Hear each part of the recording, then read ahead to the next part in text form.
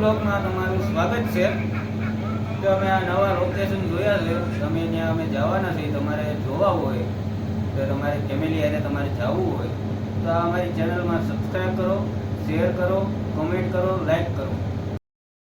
અમારો વિચાર તો મારા તરફથી હું કહું તમને, એ દિવાળી ટાઈમ આવે છે તો હવે આપણે ગામડે જવાની ઈચ્છા છે કે 2 વર્ષથી આપણે ગામડે ગયા નથી, ફેમિલીને મળ્યા નથી, તો ફેમિલીને મળશું, બધા ભેગા હારી મળીને ગામડાની મોજ મસ્તી કરીશું, મિત્રોને મળીશું અને મિત્રોને મળીને પછી પ્લાન કરીશું કે હવે આજુબાજુમાં આપણે ક્યાં ફરવા જાવ.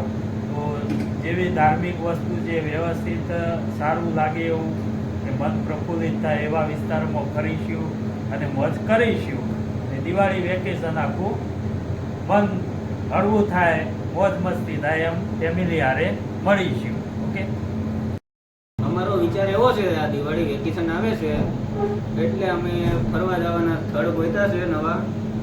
તે પહેલાં જઈશું અમે જુનાગઢ આરામ કરીને પછી ત્યાંથી જવાનું છે અમારે સોમનાથ મંદિરે પગે લાગીને પછી ત્યાંથી અમે જઈશું દ્વારકા અમે પગે લાગીને આજુબાજુના જે સારા સ્થળ છે તો ત્યાં ફરશું. પછી ત્યાંથી પાછા અમે આવશું જુનાગઢ, ત્યાં પાછો આરામ કરીને પછી બીજે દિવસે અમે જઈશું ગિરનાર ચડવા. ગિરનાર ચડીને પછી આરામ કરીને પાછો જવાનું છે અમારે દાતાર ચડવા. દાતાર ચડીને પછી ત્યાંથી અમારે નવનાથનો ધોણો છે ને ત્યાં જવાનું છે. પછી ત્યાં આજુબાજુ ફરીને પછી રિટર્ન આવશું અમે પાછો જુનાગઢ આવીને પછી નાખવાનું છે અમારે માતાજીના મઢે સરસઈ માતાજીના મઢે પગે લાગીને પછી જઈશું અમે કે ગીર જંગલમાંથી ત્યાં દોસ્તારો છે બધા આપણા, એને હારે બધા અમે ફરશું આજુબાજુમાં. પછી ત્યાંથી રિટર્ન આવશું અમે પાછા જુનાગઢ. ત્યાં પછી ત્યાં અમારા ઘર છે બેનનું, ત્યાં અમે રોકાઈશું.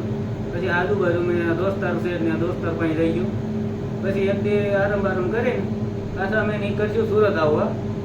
સુરત આવીને પછી અમારે વેકેશન ખોલવાની તૈયારી થઈ ગઈ છે એટલે પાછા અમે ઓફિસે આવતા રહીશું. પાછું આપણે જે કામ કરીએ છીએ એ જ કરશું. પાછા આપણે હીરામાં છે તો આપણે હીરાનું કામ કરવાનું છે.